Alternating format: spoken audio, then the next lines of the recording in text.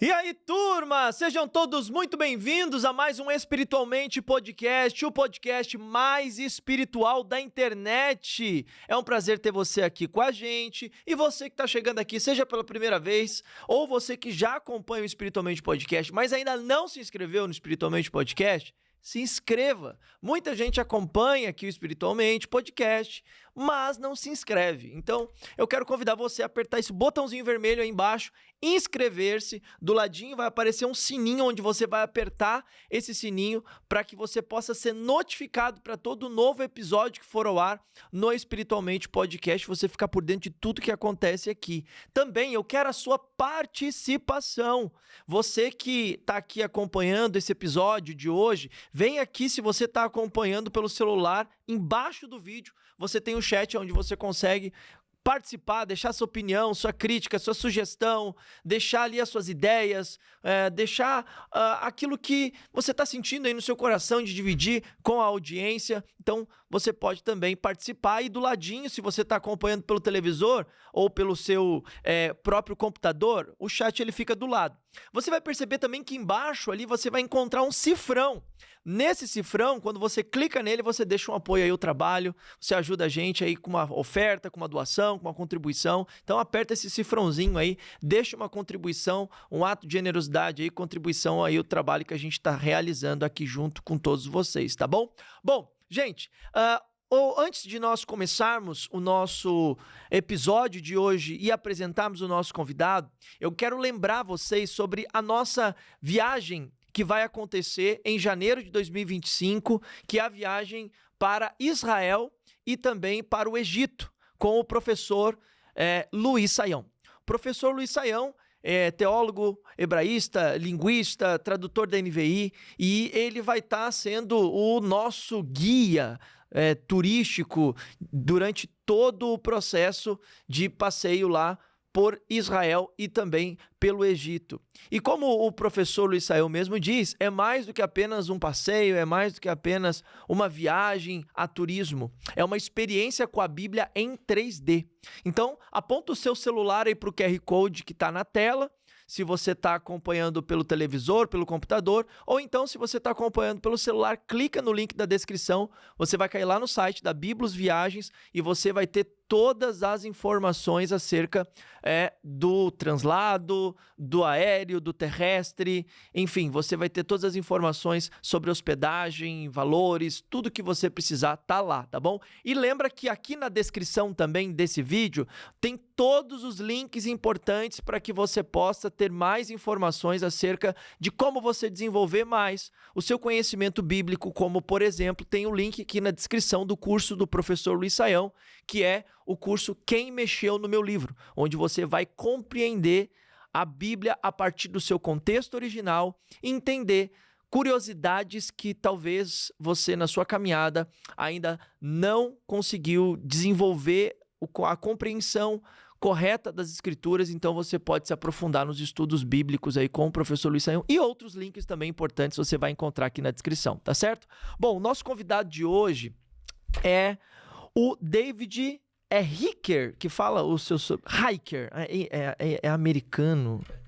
David Hiker, ele é teólogo, ele também é filósofo e pós-graduado em sexualidade humana pela CBI nos Estados Unidos, e é pastor da IP Alpha, lá em Alphaville. Inclusive ele veio de lá para cá para participar com a gente aqui do nosso Espiritualmente Podcast de hoje e compartilhar um pouquinho das suas experiências, do seu conhecimento. Seja muito bem-vindo. Obrigado. É David, então, não é? É David, Davi, Hiker, é uma confusão isso aí. Né? Então, tá bom, mas então, qualquer um tá certo. O importante é que se chamar, você atende. E pior que a família veio dos Estados Unidos mesmo. Ah, é? Meu pai, ele era neto de americano. Olha, eles perderam que a Guerra da Secessão lá e vieram por... E eu sou de Belém do Pará. Olha. Eles foram para a Amazônia no início do século XX, trabalhar com borracha lá. Que história, meu amigo. Essa é a minha família pai de pai. Então, de fato, a família veio dos Estados Unidos. Olha, então o nome é americano mesmo. Então. Dizem que é alemão, a origem, mas a família veio dos Estados Unidos. A origem do seu nome é alemão. Mas a família que chegou ao Brasil, não veio da Alemanha, veio dos Estados Unidos, Tá depois da bom, guerra. tá bom. Isso teve alguma influência na sua jornada? Cara, eu não necessariamente, porque meu pai, embora fosse neto de americano, ele nunca foi aos Estados Unidos. Ele nunca foi, ele não tem cidadania, ele nunca pisou lá. Ele não tem nem visto de turista. Então, ele não foi uma coisa que foi assim, decisivo na vida dele e, por conseguinte, na nossa também, né? Dos filhos. Entendi. Muito bom. Então, curiosidade sobre o David, né? Olha aí, tá vendo? Esse nome, porque eu falo sempre que é um nome alemão da Amazônia, né? Alemão de da uma Amazônia. tribo lá Uma do tribo norte alemã. lá no norte do Pará. Olha aí, tá vendo só? Muito bem, agora que você já sabe, então, curiosidades, inclusive, sobre o nosso convidado de hoje, deixa o seu like aí no vídeo de hoje e compartilha para mais pessoas que a gente vai conhecer um pouco mais da história do David. Falando disso, inclusive, David, fala um pouquinho pra gente sobre essa curiosidade, sobre sua origem, da onde você vem, né? Isso. Detalhe um pouquinho mais pra gente conhecer. Eu sou de Belém do Pará e tenho 39 anos, sou casado, tenho 2 filhos, uma menina de 15 e uma menina de 10, a gente trabalha... Minha esposa e eu, desde 2005, há 19 anos, no Ministério de Sexualidade, que tem o objetivo a capacitação da igreja para lidar com os desafios contemporâneos da sexualidade. A gente começou isso em Belém, bastante novos, nós éramos muito novos, né? E foi um trabalho que começou fora da igreja, porque era um trabalho de evangelismo, que a gente, sem querer, eu diria, porque não foi uma coisa muito planejada, sabe? Eu tinha 19 anos, 20 anos na época, e nós não planejamos exatamente assim, nossa, eu vou chegar, eu vou ter um ministério para falar de sexualidade, porque não tinha muito a ver com a nossa vida, não. Da minha esposa e eu. Era uma coisa bem distante, assim. Eu era bem padrão, sabe? Aquela coisa de heterossexual, filho de pastor. Eu queria ser pastor aos 19 anos, virgem, que eu estava namorando. Eu casei com a primeira namorada virgem sem beijar na boca. Olha aí. Com direito a corte e tudo. Era aquela época, né? Você deve ter vivido uma coisa assim, né? Tem uma época aí da corte... Então, eu não tinha uma vivência muito grande, assim, de coisas muito diferentes, né? LGBT, isso era uma coisa muito longe para mim, muito longe. E a aproximação se deu porque a gente começou a trabalhar com aqueles trabalhos de social, de morador de rua, né? Que você tenta ajudar, leva sopa. Todo evangélico já levou uma sopa para um morador de rua, impressionante, né? E aí a gente estava na rua e tinha um grupo de travestis próximos e eles que pediram a sopa. Ele falou assim, não tem pra gente também não? Porque a gente não planejou ir ao encontro. E daí a gente percebeu algumas coisas. A primeira, a nossa ignorância completa. A minha esposa havia convivido com um tio que era transexual. Então ela tinha digamos, um conhecimento assim, de relacionamento com esse tio. Ela gostava muito dele e por conta da condição dele, ela até que entendia alguma coisa desse universo, mas não por causa dela, mas por causa do tio. Mas eu zero, assim, não tinha nada a ver com esse assunto. E então a ignorância era muito grande, o que era aquilo, aquele universo, né? É um universo bastante específico, né? E a outra coisa, a maioria dessas pessoas que estavam ali em prostituição, né, na noite, eram de origem cristã. A maioria deles estiveram na igreja. Né? E a terceira coisa é uma frase que eu ouço há 20 anos, que é a frase, a igreja não está preparada. A gente já disse isso provavelmente. Se não disse, pensou. Né? Quando tem alguns assuntos, né, de espiritualidade, de como lidar com certas coisas dentro da sexualidade, a gente sempre repete. Eu já vi isso de pastores de 30 anos de ministério, pastores novos, pastores velhos, gente das mais diversas denominações, dizer a igreja não está preparada. E esse é o mote do nosso ministério. Por que a igreja não está preparada? Como é que a gente diminui esse despreparo? A partir de uma abordagem do evangelho. Porque a igreja ela não é uma fábrica de fazer... Ela é uma fábrica terapêutica no sentido puro, né? Ali nós fazemos, embora seja terapêutico, mas a gente faz ali discípulos de Cristo. Então, a partir do evangelho, como diminuir esse despreparo com relação a alguns assuntos da sexualidade contemporânea. Então, essa é a história. Começou em Belém, isso foi crescendo, a gente conseguiu contato com outros ministérios que já existiam no mundo, no Brasil, fora do Brasil. Eu fui ao Canadá 2 vezes para tomar conhecimento dos ministérios que tinham. Inclusive, hoje no Canadá não é possível, foi criminalizado. Né? O que eu aprendi, o que eu convivi e conheci no Canadá em 2008, se eu não me engano, 7, 8, hoje é proibido. por lei. Porque o país foi mudando, né? Não porque tinha uma coisa muito... Não porque tinha uma coisa criminosa. É porque eram ministérios confessionais que pregavam o evangelho de maneira direta, aplicada à sexualidade. Isso foi se tornando cada vez mais perigoso em países como o Canadá. Então, a gente aprendeu muita coisa lá e aqui no Brasil. Por causa da ideologia política no Canadá? Exatamente. Foram se estrangulando ministérios, tornando eles fora da lei, assim. Então, determinadas mensagens, e de novo, gente, não são mensagens de ódio, são simplesmente ministérios cristãos.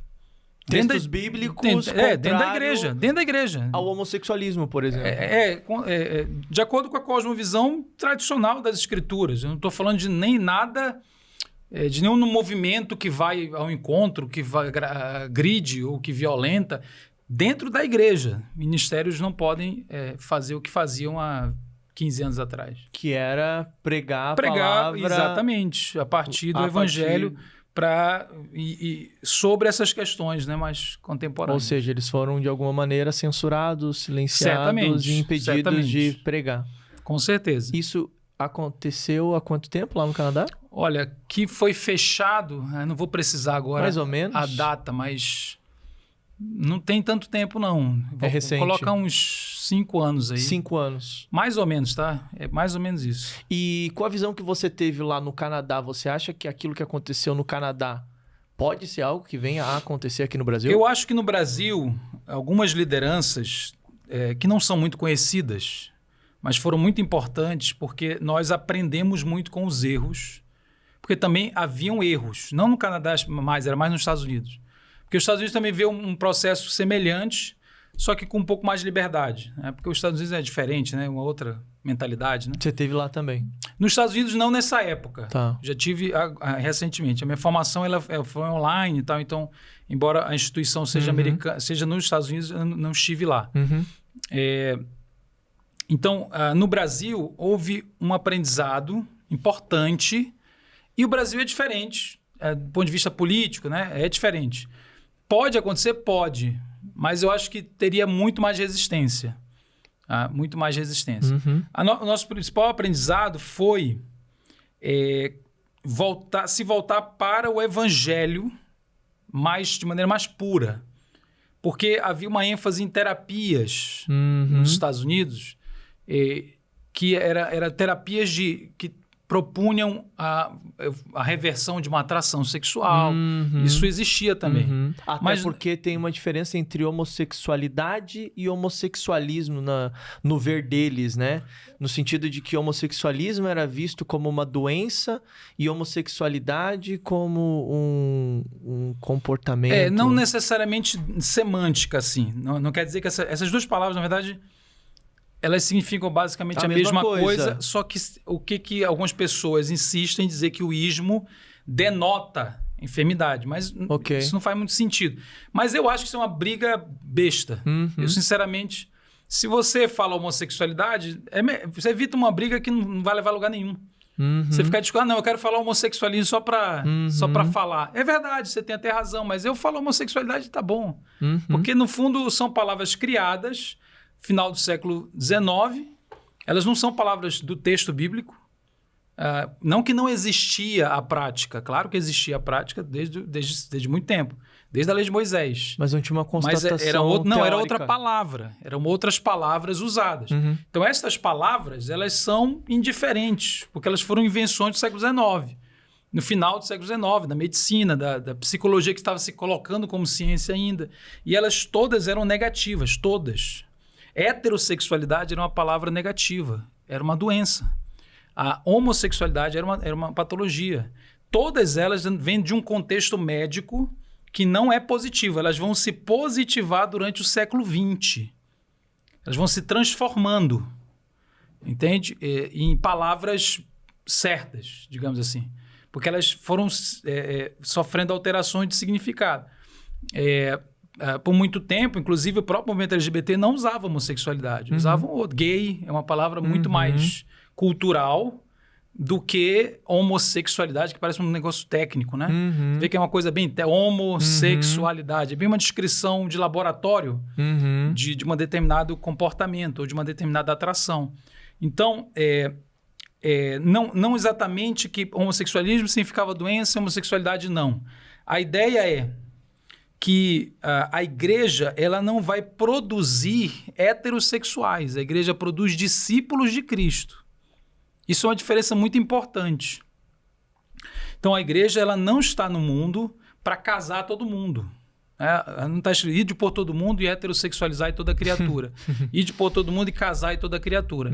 A igreja é uma máquina que entra uma pessoa aqui e sai um discípulo. É a única coisa que a igreja sabe fazer. E o que é um discípulo? É aquele que sente atração pelo sexo oposto? Não, um discípulo é aquele que ama mais a Cristo do que ama qualquer coisa mais do que a si mesmo. Esse é um discípulo de Cristo, é alguém que decidiu viver pelo que crer e não pelo que sente, independentemente da atração que tenha. O caso do David, O caso do Robert Diego é um caso interessante. Sim. Porque ele decidiu que ele, se eu não me engano, é o celibato, né? Onde ele toma essa decisão de viver plenamente para Cristo e não ter um relacionamento, não casar, não formar uma família, mas naquele momento que ele opta pela decisão de viver para Cristo, ele nega a si mesmo e durante todo o tempo ele tem esse caminho trilhado dentro dele, que é um caminho de renúncia do próprio eu, das suas próprias vontades por amor a Cristo, né? O famoso negue-se a si mesmo, né? Sim. Então, é um ponto interessante o seu. Por que eu estou trazendo e levantando esse ponto, né? Porque nós já tivemos várias pessoas aqui que vieram desse contexto, né? Que alguns deles trans, outros... drags, outros, enfim, tiveram até mesmo mudança de sexo, tiveram mutilação do corpo, né? Alteração física mesmo, transição. E essas pessoas, elas vão contando justamente como foi esse processo na vida delas, desse encontro com Cristo, dessa negação, dessa renúncia. E aí, por isso que eu levantei esse ponto de palavras, né? E voltando ao que você tinha falado acerca da questão terapêutica, né? A igreja, ela não tem esse viés terapêutico, né? No sentido psicológico, exato, né? Exato. Isso é muito importante ser colocado, muito importante. Porque tanto para fora, para o mundo, tanto para os cristãos. Então, qual é o objetivo de um cristão, né? O que ele foi chamado a fazer? Ele foi enviado a fazer o quê? Mas antes de eu detalhar isso, eu queria pegar um pouco da tua fala. Existem situações diferentes. Então, transexualidade é uma coisa, homossexualidade é outra coisa. São coisas diferentes. Quando a gente joga tudo no mesmo lugar, fica um pouco confuso. Principalmente para quem é irmão e tem atração pelo mesmo sexo, ou mesmo uma pessoa que não é cristã. Porque a pessoa que tem atração pelo mesmo sexo, ela está vivendo um dilema que é muito diferente da pessoa com disforia de gênero, que está dizendo, poxa, tem uma relação problemática com o corpo. Então, são coisas bem distintas. Existem outras que eu não estou citando aqui. Tem o toque, por exemplo, né? Existe obsessivo compulsivo de então, sexualidade. tem a homossexualidade, a transexualidade, a chamada hoje intersexualidade, que é antigamente chamada de hermafrodita, que é uma outra questão. Então, tudo é muito complexo e cada situação é uma específica. Você consegue explicar pra gente? A gente pode tentar explicar um pouquinho. Só assim, de uma forma resumida, que eu sei que é muita coisa, não, né? dá Até pra se a gente explicar. entrar no LGBTQIA+. Não precisa. A gente explica da seguinte maneira. Agora eu vou pedir permissão, porque quem vai se pegar só essa parte, vai achar que eu estou defendendo. Eu não vou defender, eu vou explicar. Porque eu começo a falar, o cara fala assim, esse cara acredita nisso? Eu não estou dizendo que eu acredito, eu só vou explicar. Então, veja, existem 4 grandes elementos.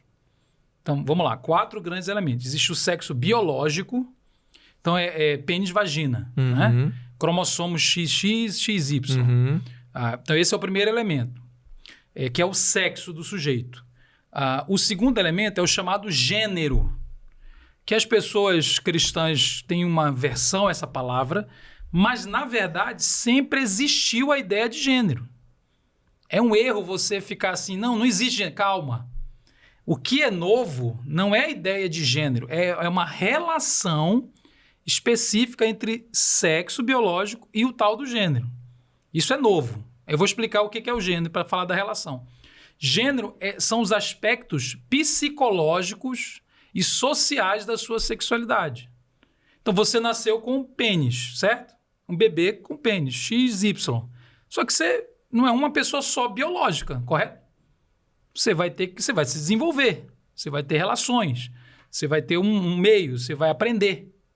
Você tem um sujeito psíquico naquele corpo, né? Então, o sexo biológico é o aspecto... o sexo são os aspectos biológicos, objetivos. Por exemplo, chá de revelação. Revela o quê? Menino e menina. Mas revela o quê? O sexo. O sexo. Então, o sexo é tão objetivo que você faz um exame e na maioria absoluta, tem exceções? Sempre tem exceções, porque na biologia tem exceções para tudo. Né? Mas na maioria absoluta dos casos, você tem ali o sexo. Mas, ok, é igual comparar com a fala. Eu falo português, eu tenho um sotaque que é de Belém do Pará. Então, veja, se eu nascesse com todo o aparelho biológico para falar, todos os órgãos, mas fosse criado num lugar onde ninguém fala, eu falaria? Mas eu tenho a biologia, não tem?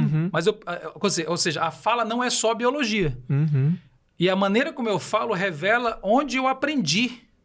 Se eu tivesse aprendido em outro país, eu falaria outro idioma. Se eu tivesse sido criado no Rio Grande do Sul, eu falaria de outro jeito. Então, isso aqui que eu estou falando, isso aqui que eu estou falando, isso aqui que eu estou fazendo, e que eu estou falando também, né? Isso aqui que eu estou fazendo, ele é biológico, mas ele é social e ele é subjetivo, ele é tudo ao mesmo tempo, é uma coisa muito complexa. Então, a sexualidade tem os elementos biológicos e tem os elementos não biológicos. Eu aprendi o que significa ser homem, o que significa ser mulher, é cultural, é o aprendizado da família. Tem esse componente. E também isso tudo foi absorvido de maneira subjetiva. Porque cada um de nós reage ao meio de uma maneira única. Se todos nós aqui perdêssemos o nosso pai aos 5 anos, cada um ia reagir de um jeito. Não existe uma tabela, né? Perdeu o pai, vai todo mundo reagir da mesma forma. Nós elaboramos as circunstâncias de aprendizado de maneira única, inédita. Portanto, o que é gênero? São os aspectos psicológicos e sociais da nossa sexualidade. Isso existe. Porque a gente não é só corpo. Só que o que aconteceu no final do século XX, por causa de várias ideologias e teorias críticas, né? Se estabeleceu uma relação problemática entre essa coisa, que é o gênero, e o corpo. Qual é a relação problemática? A base da chamada ideologia de gênero, que as pessoas às vezes não sabem classificar qual é o problema exatamente, a ideia central problemática é basicamente a ideia de que o sexo biológico é irrelevante na definição de quem é você. Essa é a base. E é aí que está o problema. É quando você olha para o sexo biológico e o considera uma coisa completamente inútil. Não faz diferença. Eu posso ser mulher a partir de qualquer corpo. Eu posso ser homem, não interessa se eu sou XY, XX. Ou seja, o sexo biológico ele se tornou um marcador inútil. Uma coisa que eu dou qualquer sentido a ele.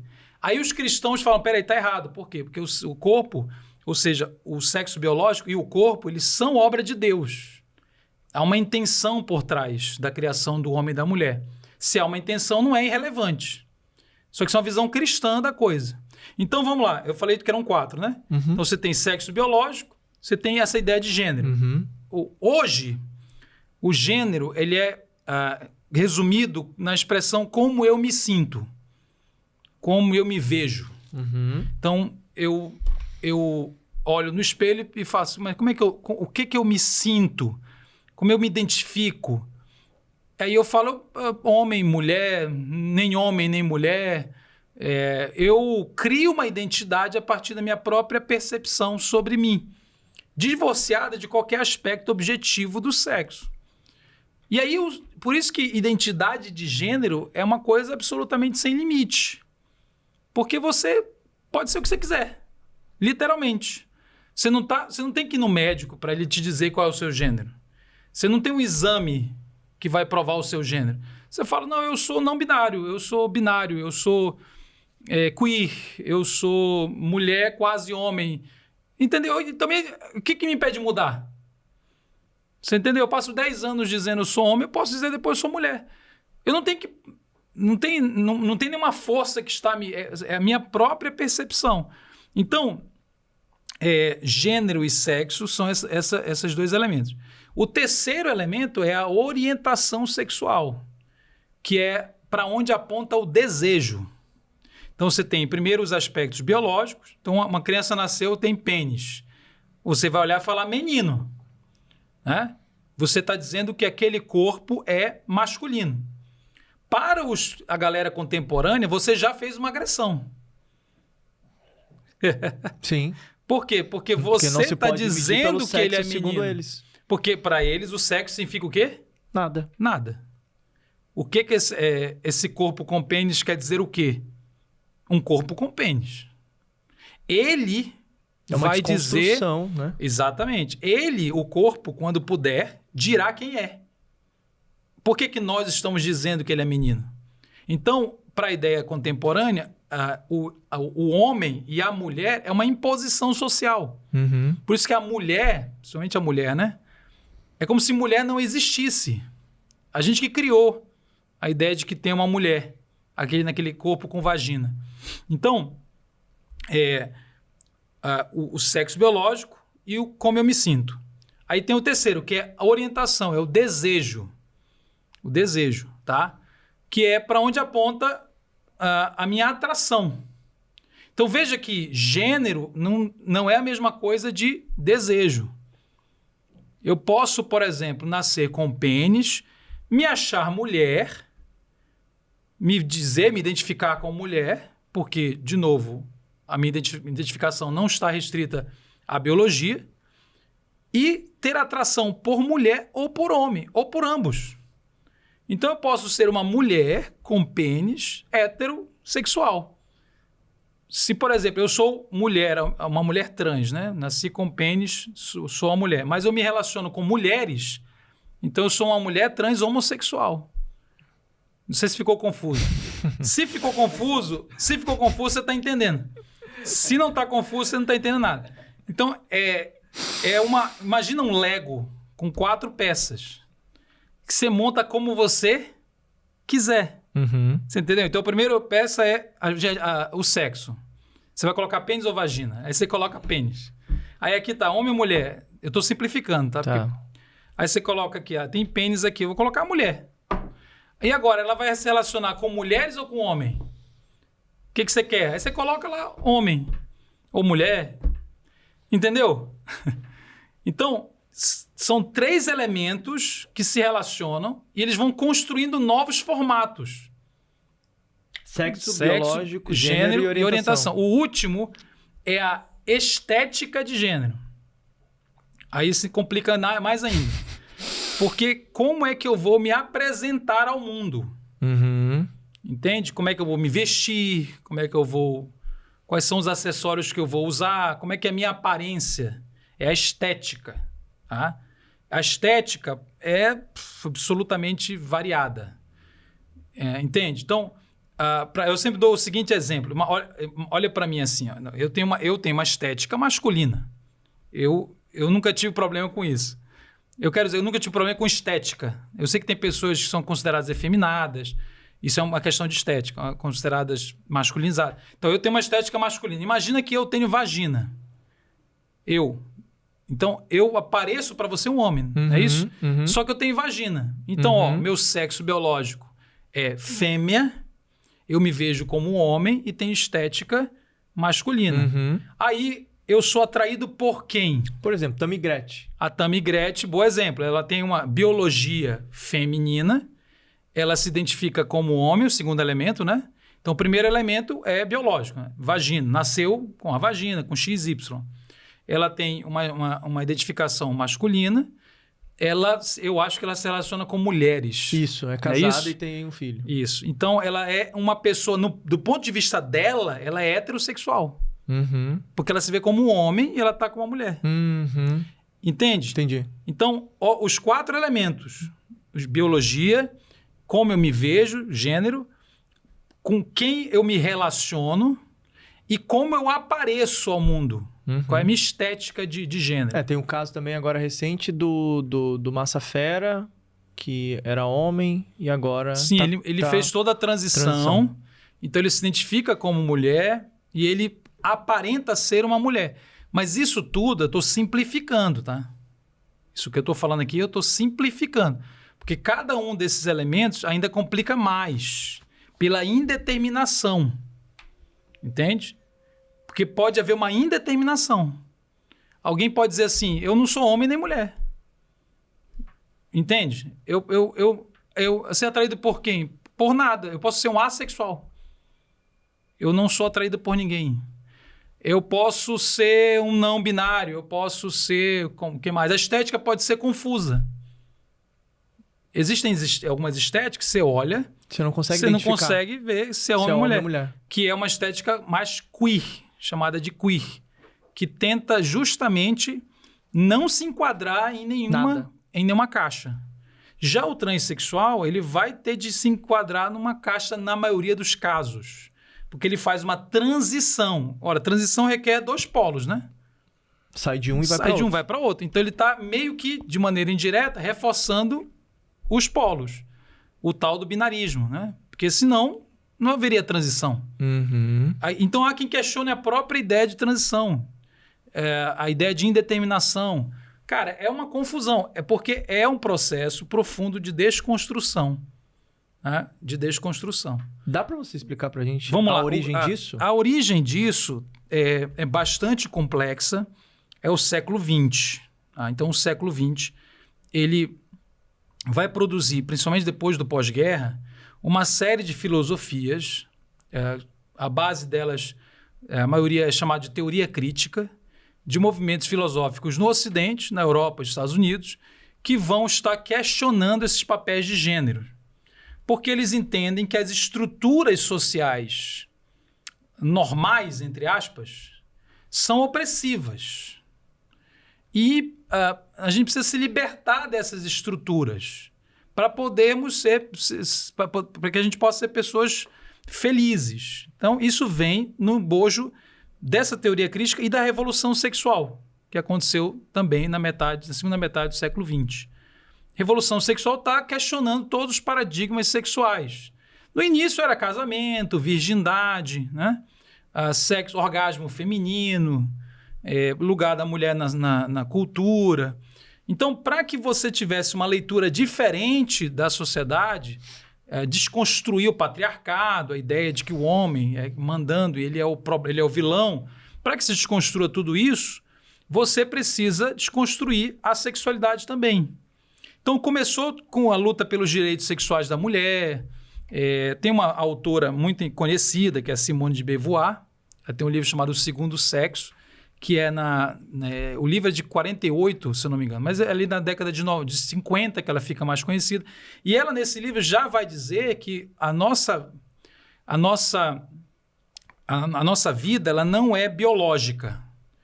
Ela diz que o destino não é biológico, o destino é cultural. O que quer dizer isso? Que a biologia não deve nos limitar. Mas isso é verdade em muitos aspectos. Por exemplo, uma mulher hoje, ela toma um anticoncepcional, ela não engravida, correto? Uhum. Então, ela, a partir de uma técnica, de um remédio, ela pulou uma coisa que antigamente ela não conseguia evitar, que era engravidar. Uhum. Então, vê que ela está dando um nó na natureza. Uhum. Né? A natureza já não é automático engravidar. Eu já consigo evitar. Então, as técnicas foram avançando para que a gente pudesse ir além da biologia. Por exemplo, a pílula do dia seguinte foi inventada na década de 60. Aquilo ali produziu uma grande revolução. Porque agora se podia fazer sexo, tomava uma pílula e não engravidava. Uhum. Então, eu estou me libertando da natureza, da biologia. Mulheres tomam remédio e não menstruam. Uhum. Sim ou não? Uhum. Então, de novo, já não preciso menstruar. E eu não estou falando de mulheres, mas é para tudo. Então, houve um movimento o homem tem a vasectomia. A vasectomia. Então, você vai, aos poucos, se libertando da biologia. E dizendo, olha, a biologia é só um pedaço de... É só uma plataforma que você constrói o que você quiser. Isso vem de uma ideia existencialista, que é a ideia de que o sentido... É que a existência precede o sentido. É um pouco filosófico demais, mas vamos lá. A existência precede o sentido. É muito simples de entender. Imagina esse microfone. Então, esse microfone aqui, imagina um mundo onde não há microfone. Não existe nenhum microfone. Então, a primeira coisa, vem a ideia do microfone, na cabeça do inventor do microfone. Vamos simplificar, né? Então, imagina que eu sou o inventor do microfone. Eu primeiro penso num artefato que projete o som, que colha o som e o amplifique. Aqui surgiu a ideia. Aí eu construo para cumprir esse propósito. Então, o sentido veio antes da coisa. Uhum. O propósito antecedeu a coisa. Essa é a ideia de que tem um criador. Tudo que tem um criador... Primeiro você tem o propósito e aí depois a coisa surge. E esta coisa, ela se torna plena ao cumprir o seu propósito. Então, toda vez que o microfone é usado para amplificar a voz da forma como eu, criador, o projetei, é como se ele fosse um microfone feliz, né? É como se ele fosse um microfone pleno. Ele está cumprindo o seu telos, que no grego é propósito, finalidade. Poxa, legal. O que o século XX vai dizer? Isso aqui existe e não tem sentido nenhum. A existência vem antes do sentido. Porque não há criador. Então, imagina assim, se o ser humano não tem criador... Caraca. Então, entendeu? O ser humano não tem criador. Ele só existe. Qual é o sentido do corpo? É essencial que tire o criador para que se possa fazer sentido essa ideologia. Exatamente. Veja, não tem sentido nenhum. Por que eu tenho 2 braços? Por que eu tenho 2 pernas? Por que eu tenho um pênis? Porque sim. É meramente uma contingência. É uma coisa que existe porque está aí. O sentido que eu vou dar a este corpo cabe a mim. Exatamente. Eu dou o sentido que eu quiser. Não existe essa... Mas como assim? Homem, mulher... Tudo que você acha que é... Qualquer coisa que você acha que é essencialmente mulher ou essencialmente do homem, será questionado. Qualquer coisa. Você fala, não, gravidez. Não, aí não dá, né? Gravidez é coisa de mulher. Não. Porque um corpo... Se aquele corpo se disser homem e engravidar, o que é? É um homem grávido. Então, por isso que a linguagem está sendo mudada para essa coisa de pessoa com vagina, pessoa grávida. Já não é mais... Pai, homem, mãe, agora pai, mãe cuidador, também, cuidadora. E assim vai. Tutor. Então, a desconstrução, primeiro desconstrói a ideia de criador. Então, não há criador, portanto, não há sentido prévio. Nascer um corpo é só um corpo. A Simone de Beauvoir, de novo... Este corpo biológico não é o destino deste corpo. A cultura é o destino. É o que nós vamos dizer sobre este corpo que vale, ou o que ele mesmo dirá sobre si. E assim nós vamos desconstruir todas as estruturas ocidentais possíveis. São desconstruídas daí. E aí é importante porque as pessoas dizem assim, Douglas. Você já ouviu a frase... querem destruir a família? Você já ouviu essa frase? Com certeza. Essa frase tem um problema. Por quê? Porque a ideia é um pouco mais sutil. Eu diria que até que a ideia é pior. Porque destruir, o que vem na nossa cabeça quando eu falo assim, eu vou destruir essa caneca? Quebrar ela no chão. Eu vou aniquilá-la. Destruir, acabar. Eu vou fazê-la, ela vai ser extinta. Eu vou fazê-la sumir. Só que o processo do século XX não é de destruição direta da família ou da sexualidade ou de nada. É desconstrução. É diferente de destruição. Vou explicar a diferença. Desconstruir a caneca é fazer assim, ó. É separá-la em partes. Então, imagina que eu pudesse separar as partes. A alça, o corpo, a parte de dentro, a parte de... sei lá. Claro que isso aqui é uma coisa simples, né? Mas imagina uma coisa que tem várias partes. Aí você separa as partes, coloca aqui na mesa e você fala assim agora, monte como você quiser.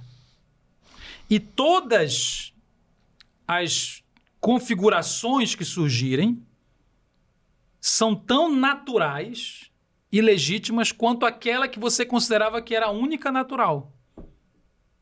Então, imagina, por exemplo... Que é o casamento homoafetivo. Não, imagina assim, ó, pai, mãe e filho. Onde há uma família e a gente tá vendo isso acontecendo, por exemplo, de pessoas dizendo assim, tá vendo? É uma família melhor do que uma família de héteros, por exemplo. Hoje existe mais tipos de família ou menos tipos de família? Segundo a desconstrução, mais tipos de família.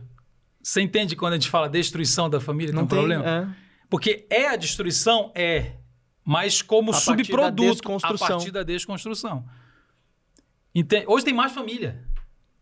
Hoje se fala mais em família. Assim como há diferentes sexos... Configurações de homem e de mulher. Agora também configurações de família. De tudo. Então, por exemplo, pai, mãe e filho. É uma configuração tradicional, correto? Uhum. Então, pega igual um Lego. Você separa pai, mãe e filho. Uhum. Monta como você quiser. Vai surgir pai, pai, filho, mãe, mãe, filho, pai, filho, cachorro. Sei lá, eu tô... esse final é importante. Todas essas configurações são tão naturais e legítimas quanto aquilo que você chamava de natural. Uhum. Pai, mãe, filho. Então não existe mais o natural. Vocês que inventaram que isso aí é homem, que isso aqui é família. Qualquer coisa pode ser uma família. E se apoderaram do relativismo, né? É uma relativização profunda de todos os conceitos, a desconstrução de tudo que existe. Então, isso é a teoria crítica, que vem principalmente do final do século, da segunda metade do século XX, que vai chegar no ápice na teoria de gênero. Né? Essa teoria de gênero, que é a ideia de que o sexo biológico não é nada e você constrói o que você quiser a partir do gênero.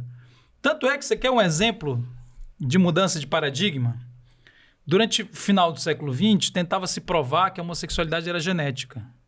Uhum. Você já deve ter ouvido muito sobre isso. Ainda tem muitas brigas científicas sobre isso. Então, isso diminuiu muito. As pessoas não sabem. Você pega autores LGBTs e eles não estão mais na luta para provar que é genético. Não? Muitos não estão. Por quê? Por quê? Vamos lá. Porque se eu não sou o meu corpo... Então, por exemplo, eu não nasço homem. Eu nasço e eu construo o homem. Se eu não nasço nem mulher... Lembra da frase da Simone de Beauvoir? Não se nasce mulher, se faz mulher. Essa é uma frase clássica dela, né? Não se nasce mulher, se faz mulher. Se eu não nasço mulher, como é que eu vou nascer lésbica? Então, na verdade, a aposta na biologia como marcador para originar a homossexualidade... Eles estão mudando a estratégia. Porque daria poder para a biologia. Então, quer dizer que alguém nasce homossexual porque ele tem um gene e a biologia o definiu. Isso é século XX. Isso já foi abandonado. Primeiro, porque o genoma humano, a pesquisa do genoma humano avançou. Inclusive, tinha um grande autor cristão que era chefe, né, o Colin. Uhum. Então, se estudou todo o genoma humano. Isso, final do século XX.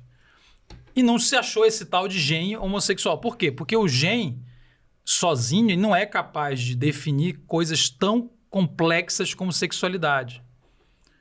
Então, primeira coisa, as pesquisas nunca concluíram que é um gene. O genoma humano não chegou nessa conclusão. O que eles falaram? Poxa, mas a gente não precisa de um gene que nos diga quem nós somos. Nós somos o que nós quisermos ser. Nós somos o que nós quisermos ser e inclusive é provisório, é temporário, se eu não quiser ser depois. Porque, veja, calcula comigo, se existem... Vamos chutar um número, tá? Só para... se existem 50 identidades possíveis para você. Você pode ser 50 coisas diferentes. E você diz assim, eu sou isso, eu sou homossexual. Você está se limitando a uma identidade das 50, correto?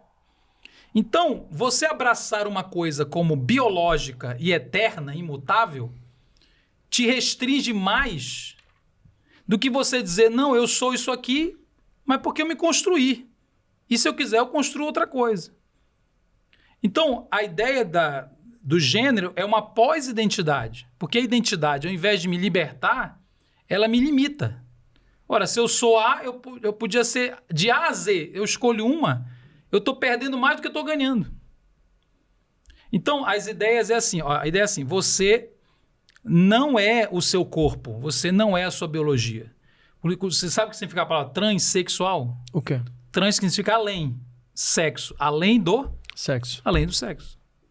Que, inclusive, a gente vê hoje, por exemplo, pessoas que se configuram como uma pessoa de transespécie, né? Isso é uma outra discussão, né? A coisa vai... E pior que está acontecendo mesmo. A gente vê as pessoas agindo como animais. É uma desconstrução. A desconstrução não vai ter limite. Irmão. Tudo que você considera humano, normal, natural, vai ser questionado. Tudo. E aonde é que está Onde é que está o limite da psique humana nesse sentido? Porque a gente está indo numa coisa que antigamente nós tratávamos como, por exemplo, como patologia. Uma doença mental. Então, houve no século XX a chamada despatologização da sexualidade. Despatologização. Isso teve alguns aspectos positivos. Que eram os tratamentos, que eram ruins, né? Isso, que eram tratamentos... Que foi questionado. Mas é engraçado, eu sempre falo isso. Porque os tratamentos de choque e leva para o hospital e prende não sei aonde, isso não era feito por padres. Que as pessoas acham que eram os padres, os pastores que torturavam. Isso era feito por médicos. Era médico. Eu repito, todas essas questões eram tratadas com patologia no século XIX. Inclusive pela psicanálise. Que via a relação do complexo de Édipo como um complexo de Édipo mal formado, ele dava, entre aspas, origem à homossexualidade. Isso. Então, não foi dentro da igreja que estava se dando choque. Eram nos hospitais. E aí houve uma despatologização. Em 1973, a homossexualidade deixou de ser considerada doença. Não é tão antigo assim. É recente. É relativamente recente.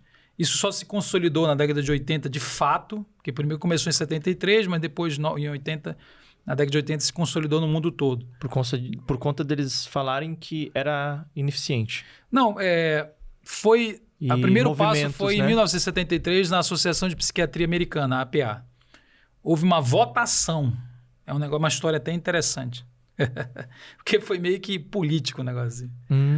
Então, é uma associação de psiquiatras que votaram, né? E assim, ganhou por pouco. Tipo assim, ganhou a ideia de que não era doença por uma margem pequena, assim. Então, ou seja, havia muita gente que acreditava que sim estava tendo resultado. Que era doença, né? E que era doença. Homossexualidade. A transexualidade deixou de ser considerada uma patologia em 2018, salvo engano. É recentíssimo. Ela saiu no DSM, ela saiu de uma categoria de patologia, ela entrou no outro lugar. Aí começou a se chamar de incongruência de gênero. Disforia de gênero. Disforia. Alguns nem usam mais disforia, mas tudo bem, ainda se permite. Tem o toque também. O toque já é uma outra coisa. Porque o toque é uma relação problemática com a atração homossexual. Mas não é a atração. Da pessoa que acha que ela tem um sentimento, ela se confunde nesse sentimento e ela luta contra aquilo que ela não quer ter. O toque podia ser hétero. Exatamente. O toque não é exatamente... Não está ligado ao fato da atração, mas como eu lido com isto. Isso, exatamente. Então é uma relação problemática com a atração.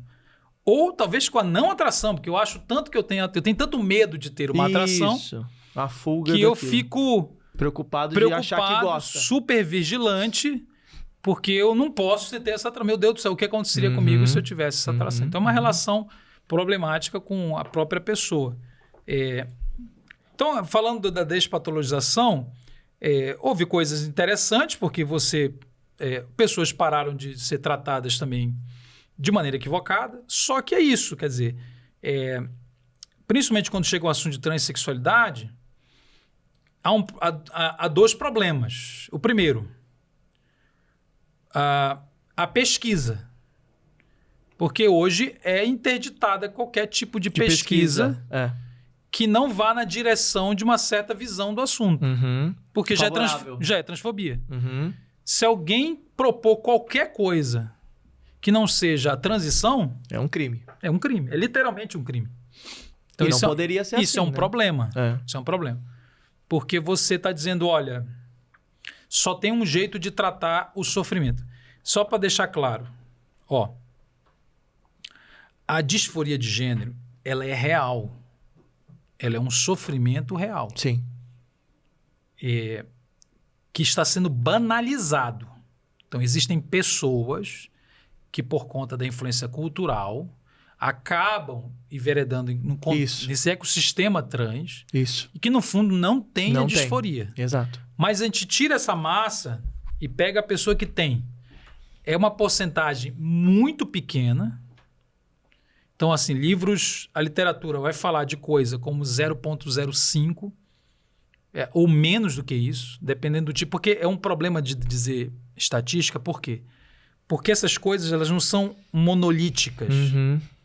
É como se eu te dissesse assim, em São Paulo existem 10% de homossexuais. Eu só estou chutando o número. Uhum.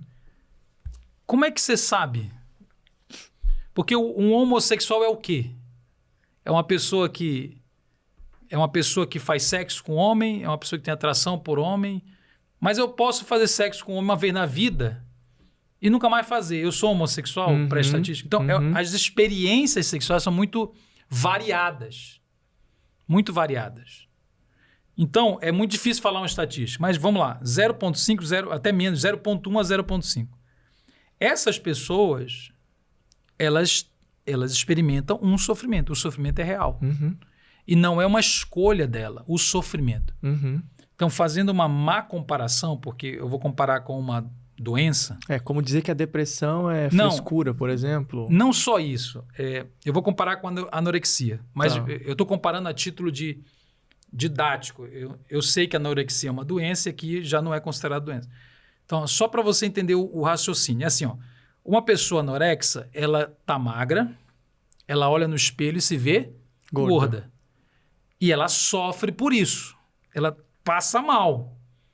Adianta você chegar com ela e falar assim, para de sofrer, não você adianta. tá magra? Ela não consegue. Ela não consegue. É mais forte que ela. E o sofrimento dela é real ou ela... É real. É real.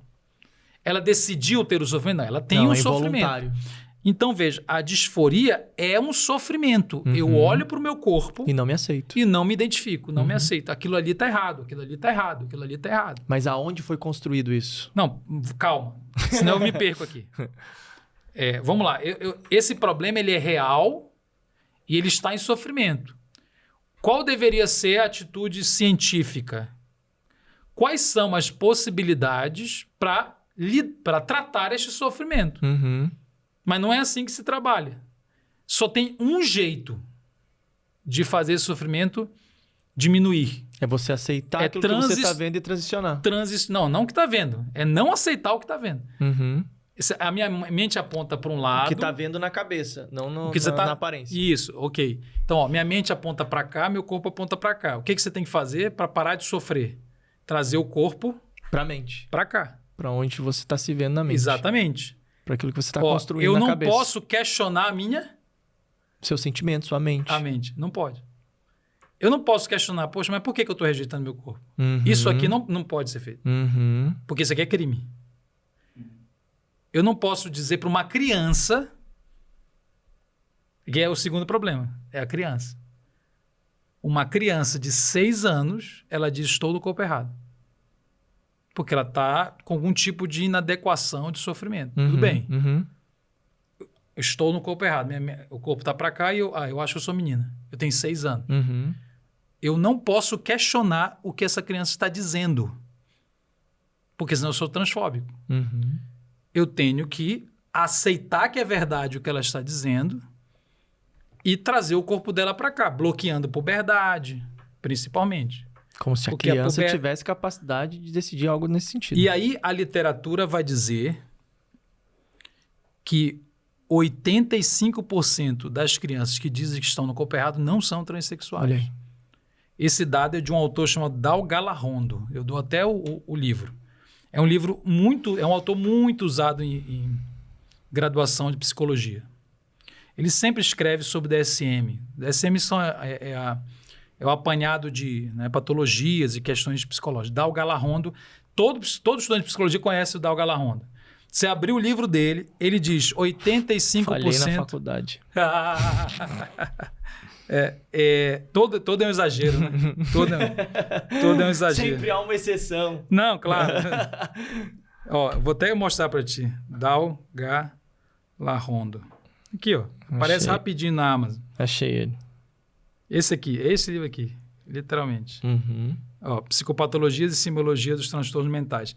Nesse livro, ele afirma que 85% das crianças que dizem estou no corpo errado, estou simplificando a linguagem, né? Não são transexuais na fase adulta. Muitas são homossexuais. E, então, é uma irresponsabilidade técnica, não apenas teológica. É uma irresponsabilidade técnica ficar chamando criança de criança trans. Entende? É uma irresponsabilidade técnica. Porque você não sabe. Ah, mas ele é efeminado. Ah, mas... O que você pode dizer é que existe uma criança com que não se enquadra no estereótipo. Isso eu concordo. Aquele menino, ele não coaduna com o chamado estereótipo de gênero. Como a gente acha que o menino é. Até aí, tudo bem. Agora, você dá diagnóstico, é trans, até que é homossexual, não dá para dizer, porque a homossexualidade diz respeito à orientação do desejo. É uma mentira dita por várias vezes... se torna uma verdade. Não, vai afirmando você não sabe. Aquela criança, mas dizer, pode ser. Então eu sou. Não, pode ser, pode. Eu não estou dizendo que não pode ser. Mas é uma parcela mínima. É a minoria. Segundo autores... Há uma chance maior de erro do que de acerto. Exatamente. Então, quando eu vejo movimento de criança trans, existem movimentos muito irresponsáveis. Tem uma mãe no Instagram muito famosa. Ela tem um perfil enorme. A minha criança trans e tal. E ela fala da criança, do filho... E ela se tornou uma pessoa política, né? E ela aceitou a criança trans eu entendo a vida dela, né? Mas ela traz isso para que todo mundo, então, ouça uma frase de uma criança e diz, tá bom, é isso aí. Entende? Mas eu queria voltar num ponto. Quando o adulto, né, transexual, ele está fazendo a transição, ele está tentando parar de sofrer. Uhum. Entende? Uhum. Então, todo o silicone, terapia hormonal, a plástica genital, tudo isso é para que ele se olhe e não sofra. Uhum. Aí você fala assim, ele se converteu. Ele já tirou o pênis, ele fez tudo isso e se converteu. Ele então vai se desconstruindo, destransicionando, né? No que é possível. Então, ele vai lá, pá. Quer dizer, há uma possibilidade dele voltar a sofrer. Então, não é uma coisa fácil. O caminho de volta também é tão desafiador quanto de ida. Exatamente. Então, se ele tem a disforia, pode ser que isso mude, mas pode ser que não mude. Pode ser que você está falando para ele, me converti e o preço disso é lidar com o sofrimento, que é real. Só que agora ele não vai lidar com a transição, ele vai ter que ter outras maneiras de lidar com esse sofrimento na comunidade. Então, por isso que a comunidade cristã precisa ser muito... acolhedora, muito acolhedora, paciente, porque não é uma coisa simples, não é uma coisa fácil. E não adianta você vai lá e para de sentir, aceita que você é homem, ou vai lá e casa. Isso acontece muito, né? Muito. Depois da destransição, agora você está na igreja. Você tem que casar porque você tem que ter uma família. É um processo. Não é isso que vai... Isso não cada um vai viver um processo específico, né? Isso é uma coisa muito complexa, muito complexa. Agora, vamos falar da origem disso tudo? Aí ficou mais difícil ainda. É que, na verdade, cara, não existe essa explicação, sabe? Essa coisa assim... achamos as causas e não existe. O que tem palpável e Primeiro, alcançável? Porque aquilo que eu falei da variedade do fenômeno. É difícil dizer a causa de qualquer uma dessas coisas, por exemplo, homossexualidade, transexualidade, porque elas não são vividas de maneira única. É subjetiva. Não, cada um experimenta de um jeito. Então, como é que vai ter uma causa única para uma coisa que é diversa? Entende? Uma causa única para problemas não, para condições diferentes. Só para você entender, se você é uma pessoa heterossexual, você é atraída por pessoas do sexo oposto, correto? Uhum. Mas você é atraído por todas as pessoas do sexo oposto? Todas? Todas as pessoas do sexo oposto te atraem sexualmente? Não. Não. Tem pessoas que, digamos que nós somos 2 heterossexuais. Existem mulheres que são atraentes para mim e não são atraentes para você. Uhum. Que é a questão de estereótipo. Não. Calma. Isso é um fato. Você e eu somos atraídos por mulheres, mas não são todas as mulheres que são atraentes, por várias questões. Uhum. Singular, é relativo. Minha e sua. Sim. Tem coisa que eu gosto, tem coisa que eu não gosto. Por quê? Por que a mulher perfil A te atrai e a B não? Eu não estou falando de mulheres consideradas, desculpa a expressão, feias, ou homens considerados feios. Não é isso. Mulheres e homens considerados bonitos. Eu não estou questionando o padrão de beleza. Eu estou dizendo que mesmo dentro de um padrão de beleza, tem coisa atraente para você, tem coisa não atraente para você. Por que uma coisa te atrai e outra não atrai? Você não sabe explicar. Tem gente que sente tesão em foto de pé. Uhum. Por quê? Porque são pedófilos. Não, tô brincando, brincadeira. Foto de pé. Tem gente que é foto de uma parte do corpo específica, que excita mais do que outra. É tudo muito relativo. Essa questão de preferência está muito ligada a crenças, né? Formação, a um monte de coisa. Cultura, família, educação. Aí você chegou na minha resposta. Então, a sexualidade humana, ela é muito, muito complexa. Ela tem a ver com 3 grandes eixos. Então, vamos colocar para simplificar. Então, imagina, mas os eixos, eles estão entrelaçados, tá? Eles não estão separados. Então, imagina um negócio que se entrelaça de maneira complexa. Tem 3 grandes coisas agindo na vida de todo mundo. O primeiro eixo é o eixo biológico. Uhum. Então, existem questões que você nasceu, quer dizer, você nasce com um patrimônio biológico de gene, de hormônio, o corpo e assim por diante. Tá? Então, existe um elemento biológico. Então...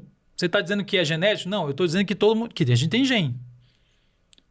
O gene e o corpo faz parte da equação. Tá? Se você colocar no Google assim, o que é sexualidade segundo a OMS, Organização Mundial da Saúde, ela vai dizer que a sexualidade é biológica, ela é psicológica, ela é social. Ela não vai dizer a sexualidade é biológica, é genética. Ela é multifatorial. Então, o primeiro fator qual é? É o eixo biológico. Nós nascemos com características, com temperamento, com interesse, que pode coincidir ou não com o estereótipo cultural. O segundo eixo é o aprendizado. Lembra que eu falei da fala? Uhum. É o eixo do aprendizado. São as dinâmicas sistemáticas que você entra em contato desde que você nasceu. Uhum. Aí está a família. Mas a família é um elemento, não é tudo. Porque senão você começa a culpar pai e mãe. O menino é gay na igreja porque o pai e a mãe falharam. Isso é um sofrimento clássico das famílias cristãs. Tá? Tem uma parede aqui, ali tem uma parede, não sei se dá para ver. A parede é feita de quê? Concreto. O que mais? Tijolo, tijolo, concreto, areia, cimento, tinta, ferro em algum lugar. Então a parede ela é complexa. Eu não posso dizer assim, a parede é tinta. A parede é tijolo, porque ela tem tijolo, mas ela não se resume ao tijolo. Então, a sexualidade ela é biológica? Não, ela não é biológica. Ela tem a biologia como uma das suas características, uma das suas variáveis. A outra questão, aprendizado. Tudo é família? Não, não é tudo família. A família é importante?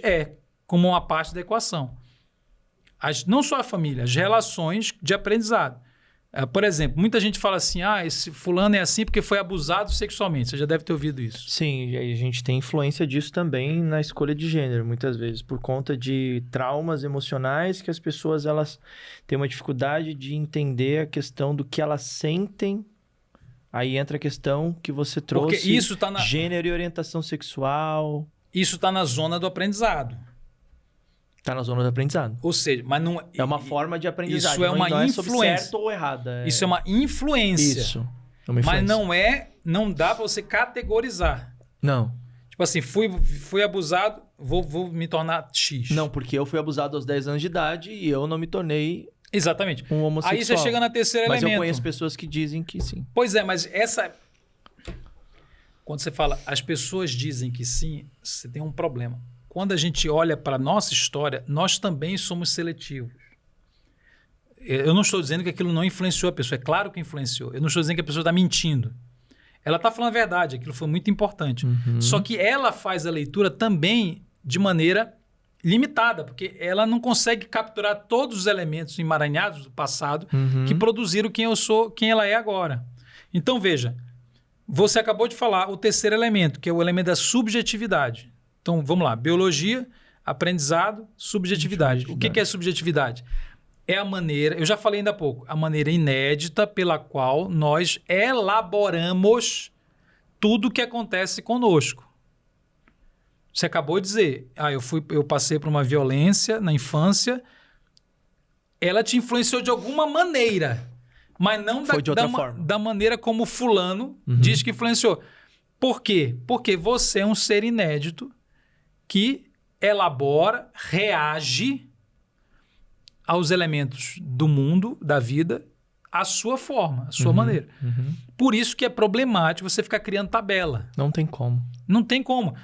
É por isso que você chega em autores muito importantes da teologia, da psicologia, que falam sobre este assunto, eles estão sempre falando, gente, não é assim. X é igual a Y.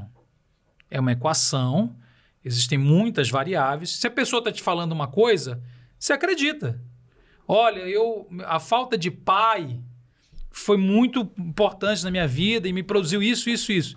Eu vou dizer para ela, não, você está mentindo? Não, isso não tem nada a ver. É a sua experiência. Não, isso aí faz parte da equação. Só que, veja, ela está falando de um elemento da equação.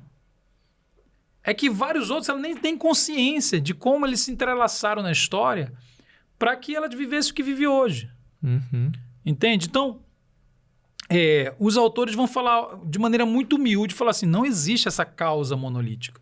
Existem muitas questões possíveis se entrelaçando. Quem é mais da causa, que sabe todas as causas, aí é o TikTok, né? Aí você vai... Se você abrir o TikTok agora, vai ter um menino de 13 anos dizendo assim, eu sei porque você é gay, eu sei porque você é trans. Ele vai te dar uma explicação objetiva, clássica, papum. Isso é imaturidade. Ser levado em consideração, né? Isso é imaturidade. É imaturidade. As pessoas que ficam dando diagnósticos absolutos, isso, estão sendo imaturas. Elas estão sendo reducionistas. Elas estão reduzindo uma complexidade a um elemento, um todo a um elemento, o que é um problema, entendeu? Então, em finalizando a minha resposta, a sexualidade humana ela é produto do complexo entrelaçamento de 3 grandes variáveis, os aspectos biológicos, os aspectos de aprendizado e a subjetividade que interpreta tudo isso. Agora, você quer uma coisa mais interessante? A Bíblia não fala nada disso. A Bíblia não é refém de nenhuma teoria. A Bíblia não defende nenhuma teoria de origem da homossexualidade. A Bíblia não diz que é biológico, a Bíblia não diz que é psicológico, a Bíblia não diz que é por causa do pai. Quem diz isso é Freud. A Bíblia não diz que é porque foi abusado. A Bíblia não diz que é... a Bíblia não trabalha com esse tipo de investigação. E quais são as respostas da Bíblia para isso? A palavra de Deus tem uma explicação teológica. Porque a Bíblia é um livro teológico. Qual é a explicação? A Bíblia trabalha com uma história. Muitos cristãos não sabem disso. A Bíblia conta uma grande história. Eu vou resumir a história em 4 palavras. A primeira palavra é criação. Uhum. A segunda palavra é queda, ou pecado. A terceira palavra é redenção, que é como eu resolvo o problema da queda, que produziu morte. Redenção é por meio de Cristo, né? Relação com Cristo, o Redentor. E a última palavra é consumação. Um dia Jesus vai voltar e tudo será restaurado. Então vamos lá. Essa é a história da Bíblia. E é essa história que dá sentido a tudo que ela fala. É a história que dá sentido aos mandamentos. Por exemplo, você lembra da Covid? Uhum. Né? Todo mundo lembra da Covid. Inesquecível, né? Ó, se você fosse para o espaço em 2018, ficasse incomunicável, você não sabe de nada que acontecesse no mundo, e voltasse do espaço no meio de 2020, na cidade de São Paulo. Agora tem novas regras, correto? Porque está no meio da pandemia. Mas você não sabe de nada da história. Nada. Você não sabe de vírus, China. Você não sabe de nada. Você só pousa aqui, pá, e começa a falar máscara, distanciamento, pá, pá, pá. Regras. Você vai entender. O que é isso? O que está acontecendo? Porque você não tem a história. Então, quando os crentes falam dos mandamentos sem contar a história, não faz sentido mandamento nenhum. Ah, sexo é para o casamento. Mas por quê? Não, porque essa é a regra. Fato. A homossexualidade é pecado. Mas por quê? Falta o contexto. O contexto é a história que a gente chama de narrativa da salvação ou da redenção. Essa história. A história é assim, Deus criou. Então, lembra que a gente estava falando de Beauvoir? Tem um autor. Então, a sexualidade é uma criação de Deus. Então, homem e mulher existem com um propósito. Eu não posso simplesmente jogar fora homem e mulher. Não é um acidente que tem homem e mulher, porque tem um criador. Ok, ele criou a sexualidade. O homem caiu. O que é o homem caiu? O homem e a mulher decidiram viver independente de Deus. Isso produziu morte. O que é a morte? A morte é a desconexão com Deus e tudo foi afetado pela queda. Tudo que a gente vive, Paulo chega a dizer em Romanos 8, que toda a criação geme por causa do cativeiro que lhe foi imposto por causa da queda. Então, quando você olha para o mundo, toda a natureza ela não era do jeito que é. Ela foi afetada pela queda. Então, a nossa sexualidade ela não é só fruto da criação de Deus. Porque a pessoa fala assim, Deus me criou com essa atração e depois proíbe que eu pratique. Na verdade, o que você vive hoje não é fruto só da criação, é fruto da criação e da queda. Qual é o efeito da queda na sexualidade? Todos nós, atenção para isso, todos nós convivemos com atrações que podem levar a pecar. Uns de um jeito, outros de outro. Que não está atribuído apenas à sexualidade. Não, mas vamos focar na sexualidade. Claro, para tudo, mas vamos focar na sexualidade. Todo o heterossexual, ele tem um problema. Ele acha que ele não tem um conflito de atração. Mas ele tem. Não é a mesma coisa do homossexual, não estou dizendo que é a mesma coisa, porque culturalmente é diferente. Mas todo mundo convive com atrações capazes de levar a pecar. Eu sou casado há 18 anos. Eu devo ser fiel à minha mulher, correto? Só que fidelidade à minha mulher é uma crença. Eu acredito que eu devo ser fiel à minha mulher. O fato de eu acreditar nisso e ser fiel por 18 anos me blinda de ter amanhã uma atração por outra mulher? Claro que não. Ó, então quer dizer que eu convivo todo dia com uma atração que pode destruir meu casamento. Não porque eu estou endemoniado, não porque eu estou perdido, não, porque eu simplesmente existo. Tentação. Porque você é um ser tentado. Então, isso é consequência da queda. A queda nos torna seres vulneráveis. Todo mundo tem atração que pode levar a pecar. Ó, a pornografia. Por que porque tanta gente consome pornografia? Porque ela é atraente. Os heterossexuais têm um conflito de atração. Aquilo o atrai, ele não consegue dizer não. Eu estou falando de pornografia heterossexual. Então, o que é o cristão? Ele é alguém que decide viver pelo que crer. Eu creio que eu devo ser fiel à minha mulher. Eu decido viver pelo que creio e não pelo que eu sinto, eventualmente. Porque o que eu sinto é instável. Entende? Então, todo mundo tem atração que pode levar a pecar. O homossexual também. Ele também não escolheu a atração que ele tem. É fruto da queda. A explicação bíblica ela é teológica. O homem foi criado, ele caiu e com a queda toda a sexualidade humana foi afetada.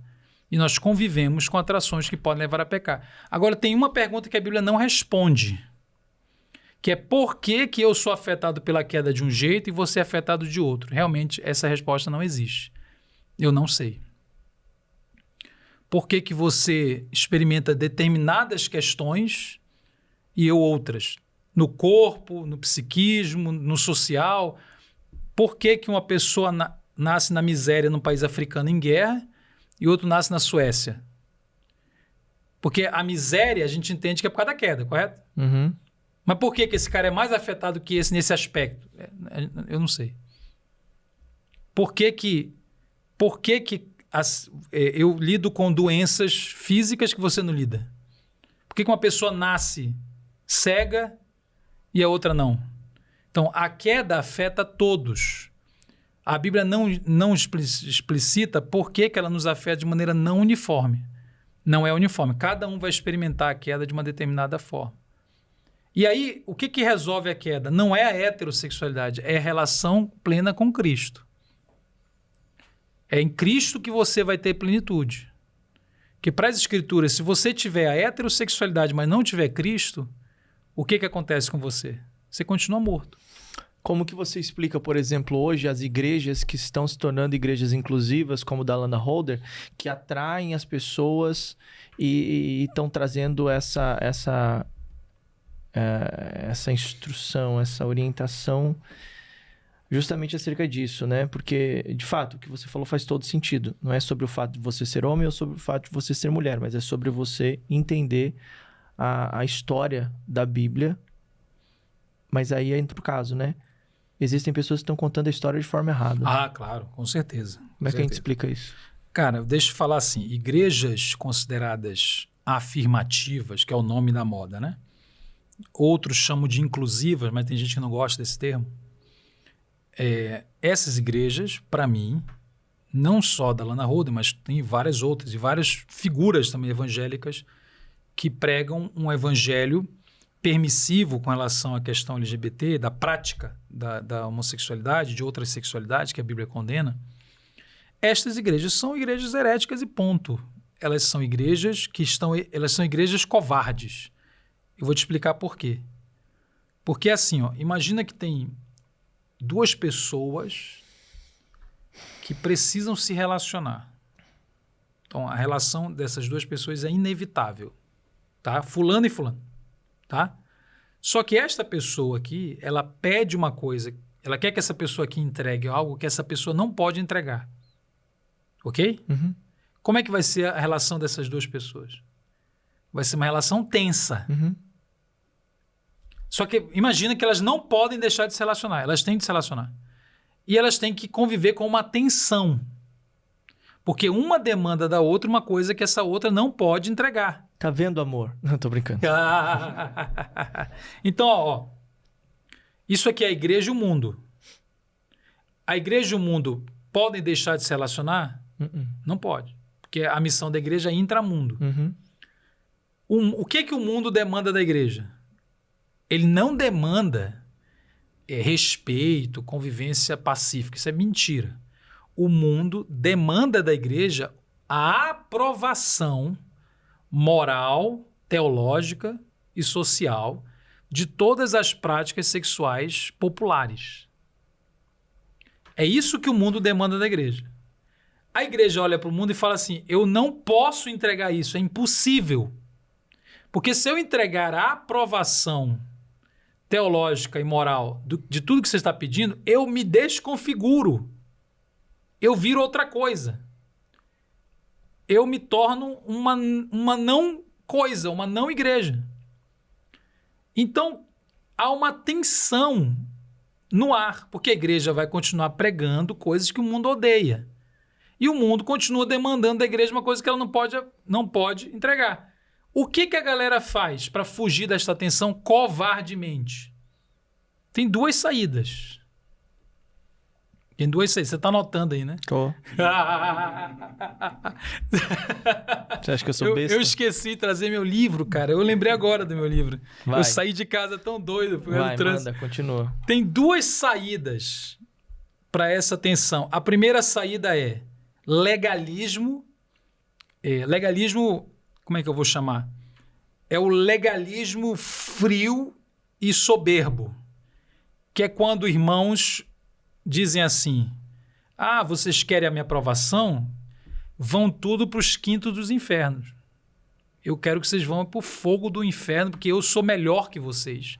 Eu sou hétero, sou conservador da família brasileira e na minha igreja não vai ter viado, desculpa a expressão, não vai ter gay, não vai ter lésbica, porque aqui quem manda é a gente e não vai entrar nem na porta. Uhum. Porque eu não vou aceitar. Esse cara tá fugindo da tensão, porque ele manda todo mundo para explodir no inferno. Ele não quer lidar. Ele não vai lidar. Uhum. E se ele criar uma bolha, ele não vai lidar mesmo. E se o filho dele falar, eu sou gay? Ele manda o filho dele embora. Então ele não lida. É a primeira saída. É covarde. A segunda saída qual é? Fica tranquilo, o importante é amar. É entregar a aprovação e falar, olha, Deus mandou a gente amar. Então essas igrejas elas estão fugindo do conflito, que é você... Intencionalmente, muitas vezes, Não, né? completamente intencionalmente. Para atrair e para viver uma vida, poxa, vamos contemporizar, vamos... É covardia, porque não tem coragem de olhar para o mundo e falar é pecado. Ela não tem coragem. Ela não tem coragem ao mesmo tempo amar e não aprovar, porque amor na Bíblia não é aprovação. Uhum. O conceito de amor que nós precisamos ter com as pessoas não inclui aprovação. Uhum. Se o meu filho está vivendo uma prática X, eu posso desaprovar e amá-lo ao mesmo tempo. Uhum. Só que isso dá muito trabalho. É muito trabalho. É sempre mais fácil excluir. É equilibrar os pratos, né? É muito... E é justamente toda... Tudo isso que as pessoas estão fugindo, Isso demanda de você uma arquitetura teológica de argumentação muito madura, uma leitura bíblica equilibrada, de você estar ao mesmo tempo respeitando as verdades do Evangelho e trazendo essa verdade num sotaque da graça. É uma coisa que é o nosso trabalho, basicamente. O meu trabalho é basicamente esse. É o que a gente chama de verdade e graça, como coisas que se abraçam, não se excluem. Uhum. Então, as igrejas ditas afirmativas ou inclusivas são igrejas covardes. Elas simplesmente... Tá tudo certo, tá tudo bem. E elas criam bolhas infantilizadoras. Bolhas infantilizadoras. Você vai ser muito acariciado, você vai ficar muito confortável, você vai ficar na infância da fé para sempre. Entende? Essas igrejas, elas não são brincadeira. Existe uma grande infiltração dessa teologia em vários meios. O Brasil, a maioria, não é afirmativo. Não é. Essas igrejas não explodem de gente, porque o brasileiro ainda é mais conservador nesse aspecto. Mas existe uma profunda influência desse tipo de abordagem e, para mim, é um grande problema. É um grande problema. Vamos agora... Eu nem interagi com a audiência. Gente, vocês estão aí? Eu acho que vocês estão, né? Eu não sei como é que vocês estão aí nos comentários, mas assim, de verdade. Eu acho que são assuntos profundos, né? E, obviamente, está sendo ainda mais profundo pelo fato dele ser um filósofo. Então, a gente está trazendo aqui coisas que está levando a gente para longe ali, justamente para que haja essa reflexão. Como é que vocês estão aí? Qual é a opinião de vocês? O que vocês estão sentindo? Compartilha aqui, aqui no chat, junto com a gente. Além de compartilhar também aqui no chat, falar, deixar a opinião de vocês, o que vocês estão pensando sobre. Pega aqui e envia esse podcast para outras pessoas poderem aprender, porque então, ele viu aqui, eu estou anotando um monte de coisa.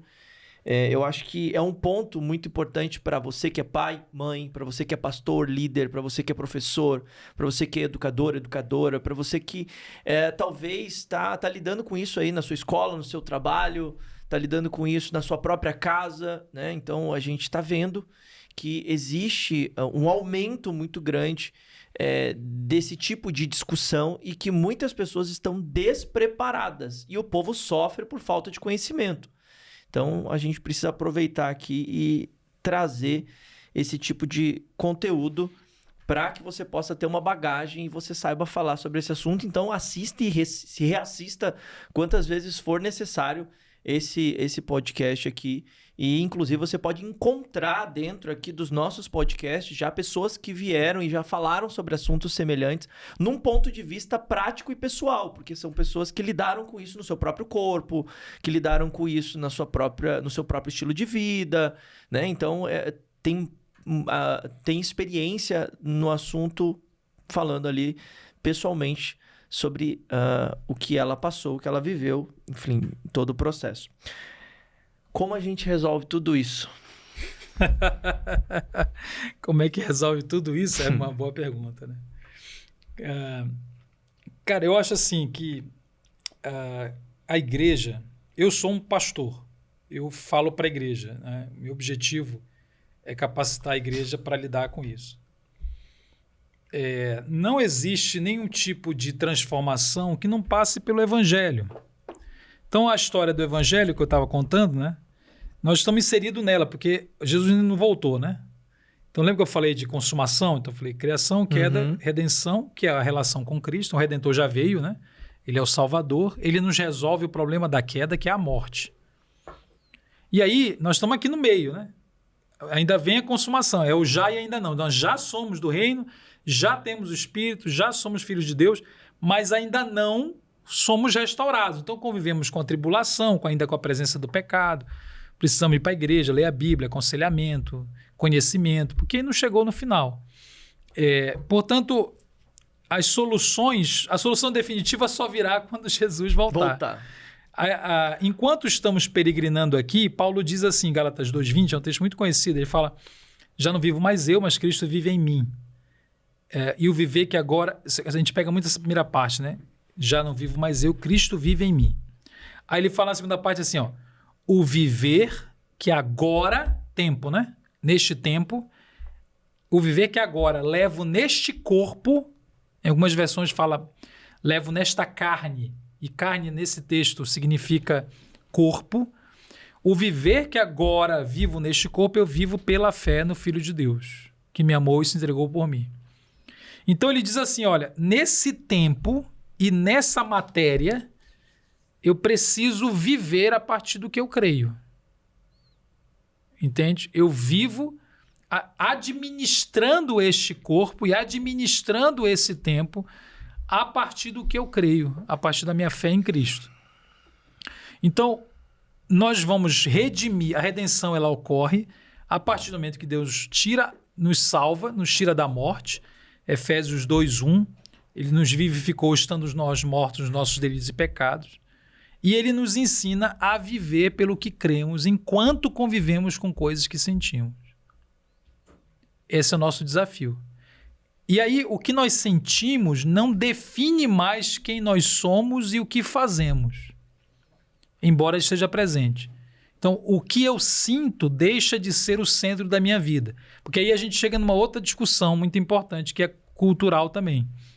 É o que a gente chama de revolução afetiva. Não sei se você já ouviu falar sobre isso. Isso é um dos principais problemas contemporâneos. Muitas pessoas ignoram. Muitos pais ignoram. A revolução afetiva é um dos... Mas assim, é o centro nervoso do problema adolescente dos nossos dias. Eu vou resumir em poucas palavras. Eu vou te dar um exemplo e você vai entender. Minha filha uma vez Minha filha tinha 12 anos. Ela chegou comigo e falou assim, pai, na minha sala de aula tem um assexual. 12 anos. Aí eu perguntei, mas o que significa assexual para você? O que é um assexual? É uma pessoa que não tem atração por nada. Mas coitado do menino, tinha 12 anos, deu nem tempo. Devia ter uns 2 pelos pubianos, que ele penteava todo dia, ver se crescia. E ele chegou aos 12 anos e disse assim, sou assexual. Aí ela disse assim, você sabe que ele disse que é assexual, mas ele tá afim de mim. Ela disse assim, eu curei a sexualidade dele. Eu fiquei pensando num menino, né, de 12 anos, que diferente da nossa geração, quando eu tinha 12 anos, ninguém nunca me perguntou o que eu era. Você é hétero? Você tava é bi? Claro, você... Né? Não é que estava claro. É que não era um tema. Então. Existiam pessoas efeminadas, existiam pessoas, sempre existiram. Uhum. Mas não ficava todo mundo perguntando um pro outro assim, você é o quê? E aí você é o quê? Você é o quê? Você é o quê? Não havia essa necessidade de ficar se definindo na rede social. Qual é o teu pronome? Tem perfis no Instagram de geração Z, depois você olha. Primeiro, eles não têm foto nenhuma. No Instagram, eles não colocam foto no feed. Eles colocam o pronome na bio. Então, fulana, hétero, meu pronome é esse. Essa necessidade de ficar precocemente, se dizer o que você é uma grande questão adolescente hoje, que não existia antigamente. E aí, o menino é questionado, e aí, você é o quê? E aí, o mundo ensina para ele como chegar à sua identidade. Você quer saber quem você é? Tem um caminho. Você faz a seguinte pergunta: o que eu estou sentindo? Ok? Então, isso está generalizado em toda a produção cultural. Você olha para o seu coração e pergunta assim: o que eu estou sentindo? Quais são os meus afetos? Quais são as minhas atrações? Aí ele caçou e não achou nenhuma, né? E tem um termo identitário para quando você não acha nenhuma: assexual. Então eu descobri quem eu sou. Eu sou um assexual. Esse menino já entrou na lista, na sigla. LGBTQIA+. O A é o assexual. Então ele chegou à conclusão de quem ele é olhando para os seus sentimentos. Há um atrelamento entre o que eu sinto e quem eu sou. Eu sou o que eu sinto e eu sou a minha sexualidade. A minha sexualidade, as minhas atrações ou a ausência delas se tornam o centro da minha identidade. É a coisa mais importante sobre você, o que você está sentindo. Tanto é que quando um pastor ele prega que adultério é pecado, o que uma pessoa que adultera sente? Como é que ela reage? Ela reage assim, ó. Poxa, então para seguir a Jesus eu tenho que deixar de fazer uma coisa que eu faço, ou que eu já fiz, ou que eu tenho vontade de fazer. Adultério, correto? Uhum. Ele fica no fazer. Eu tenho que mudar uma coisa que eu faço, ou fiz, ou tenho vontade de fazer. Legal. Quando o pastor fala homossexualidade, a prática homossexual é pecado, como é que reage uma pessoa adolescente? Poxa, mas então para seguir a Jesus ele vai ter de deixar de ser quem ele é? Uhum. Porque não está mais no fazer. Aquilo se transformou quem eu sou. Ora, se eu sou a minha sexualidade, as minhas atrações são os elementos mais centrais da minha vida, qualquer pessoa que, por acaso, faça alguma ameaça a eu viver toda a minha sexualidade deve ser criminalizada. Porque ela está atentando contra a minha existência. Então, veja, a geração atual, ela atrelou o que eu sinto a quem eu sou. A minha identidade é baseada no meu afeto. Chama revolução afetiva. Então, eu olho para o meu coração, olho para o que eu estou sentindo e defino a minha identidade. A Bíblia não reconhece isso. Não existe identidade na Bíblia baseada em sexualidade. Você não é aquilo que você sente. Porque a quem você é definido por sua relação com Cristo. Qualquer coisa, característica sua, por mais importante que ela seja, ela não pode ser a base da sua identidade. Porque esse lugar é sagrado, ele pertence a Cristo. Então, há um grande problema que é o atrelamento dos meus afetos, atrações ao meu senso de identidade. As pessoas aprendem com toda a produção de internet, cultural, filme, que elas são o que sentem e que se elas não derem vazão a todos os sentimentos delas, não serão felizes.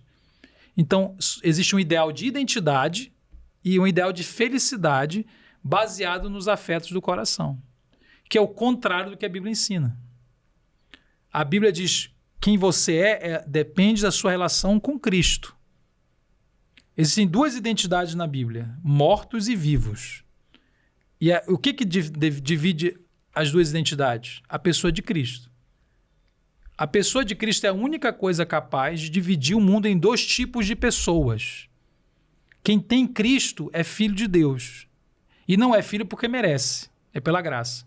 E quem não tem o filho está morto nos seus delitos e pecados, Efésios 2:1. E não importa qual é o pecado, ele está morto.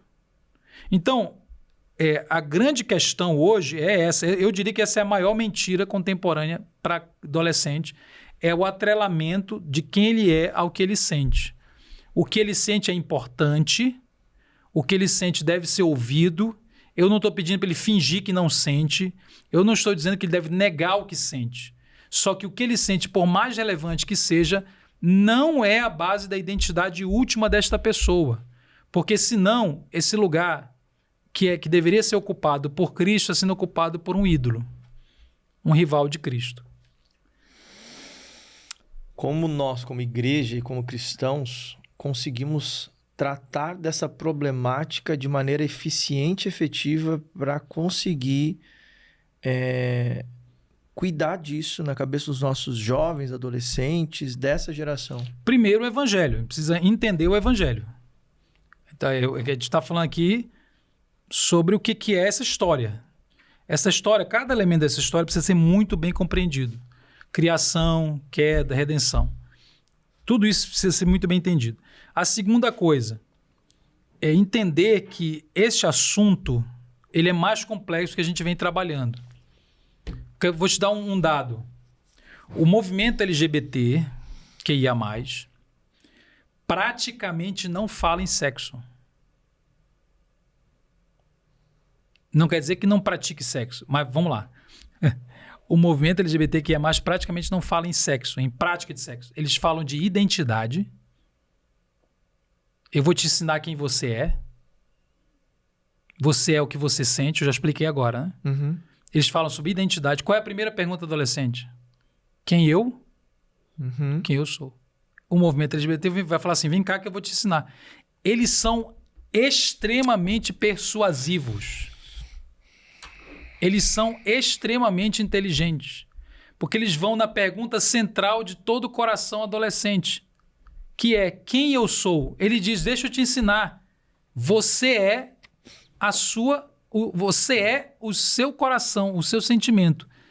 Defenda o seu sentimento e viva na plenitude dele, você será uma pessoa maravilhosa. Eles falam sobre uma construção de identidade. Então ele pega o menino e fala assim, eu vou te dizer quem você é.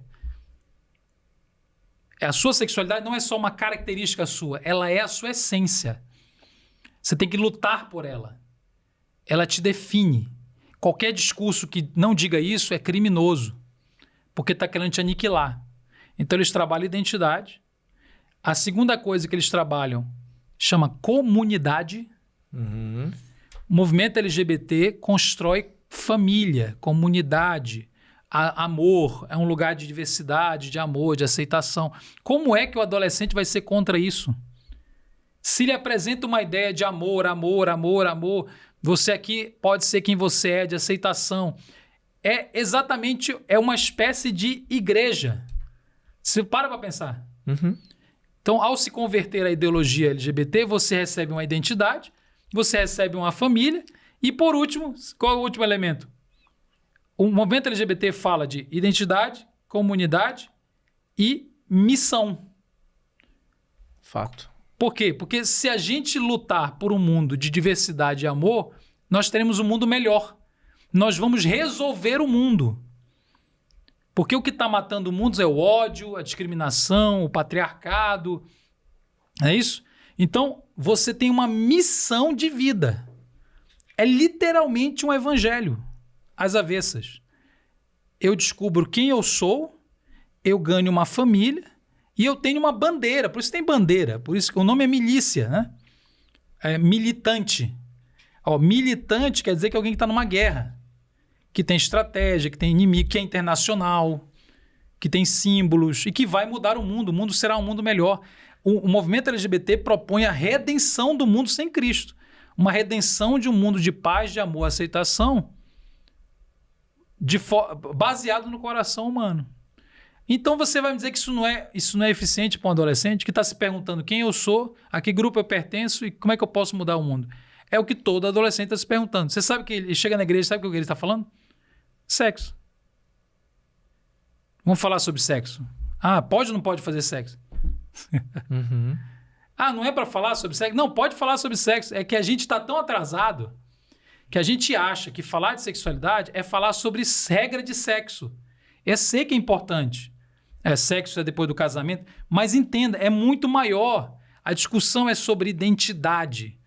Quem eu sou em Cristo. A discussão é como eu construo comunidade.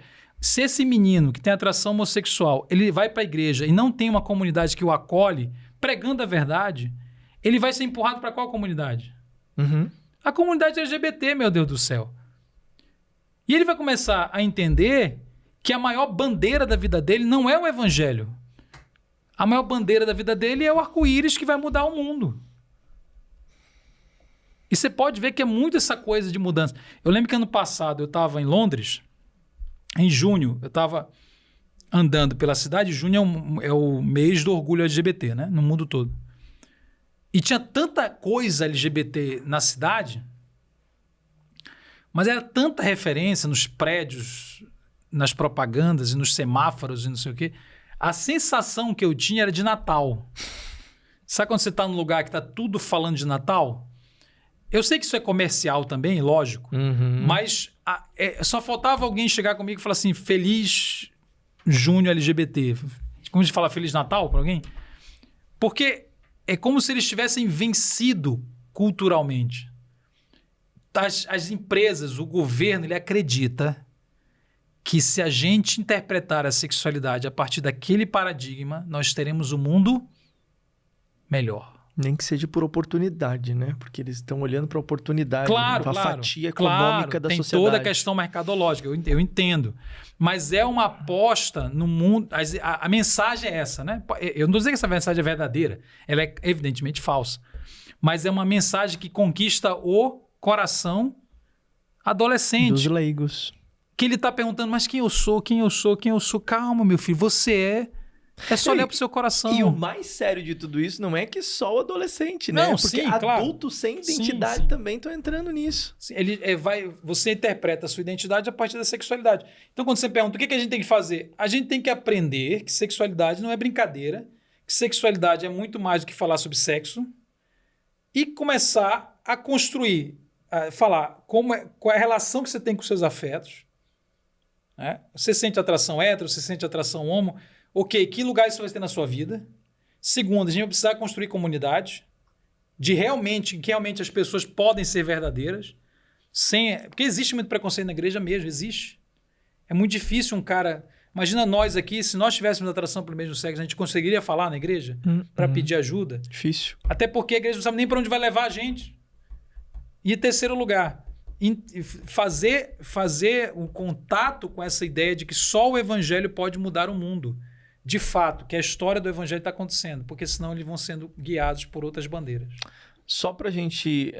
Infelizmente, a gente já tá indo pra reta final e eu de verdade ficaria aqui mais tempo conversando com o David, mas o nosso tempo, eu falo pra caramba. Ele ruge, né? Pelo amor de Deus, fala pra caramba. Então, assim, eu acho que é um assunto que não deve parar por aqui, né? Vocês devem continuar e se aprofundar cada vez mais. Mas assim, eu vou tentar aqui agora de uma maneira um pouquinho mais prática e pontual ver se o David consegue dar uma força pra gente no sentido de como que pessoas leigas, simples, que não têm muito conhecimento, que estão talvez lidando com isso em casa, no trabalho, na escola, podem dar os primeiros passos ali em busca dessas informações, desse conhecimento, as diferentes formas dela procurar isso,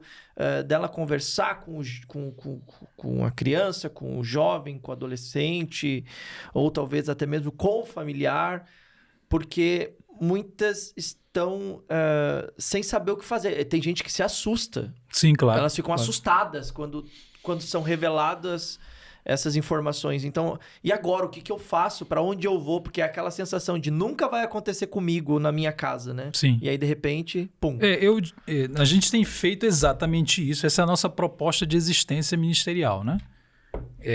Produzir formação para cristãos comuns, líderes e não líderes, com relação a exatamente o que eu estou falando aqui. Então, nós temos hoje bastante bem estruturado, 2 formações online que podem dar essa direção. Está disponível lá no meu Instagram, no link da bio. A gente chama de box de formação. Tem o box 1.0 e o 2.0. O 1.0 são 4 cursos. É um combo de 4 cursos que fala sobre como discipular e aconselhar cristãos com atração pelo mesmo sexo. E suas famílias. Então, um dos módulos ele é focado só em pai e mãe. E esse módulo é muito precioso. Ele é muito importante, porque como você acabou de falar, as famílias elas entram num processo de luto.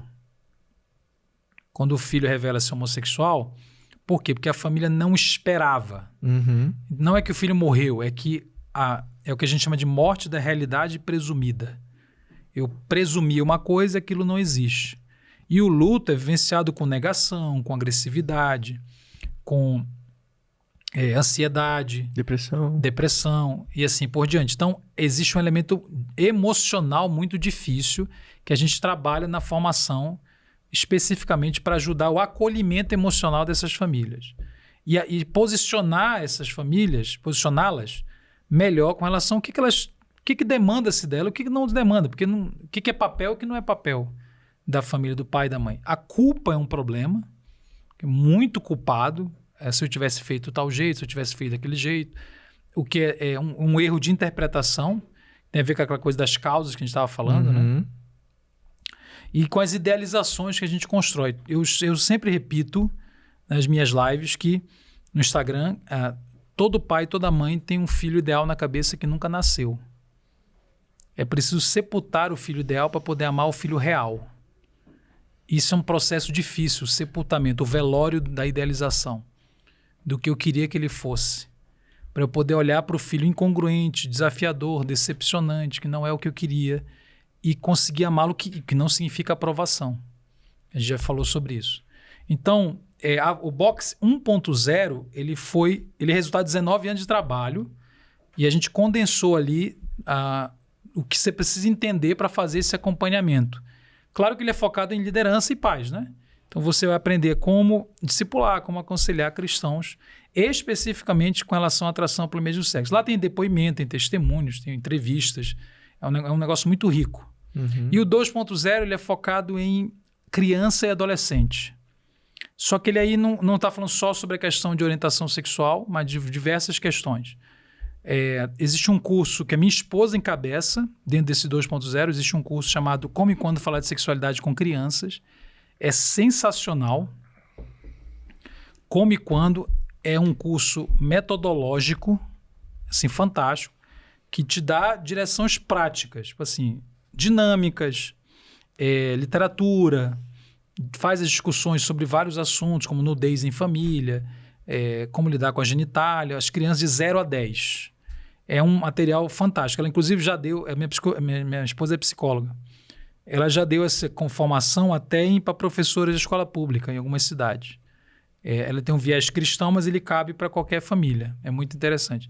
E é legal porque falar de sexualidade não é falar sobre sexo. Que os pais falam assim, vai falar de sexo com meu filho? Não. Uhum. É sexualidade.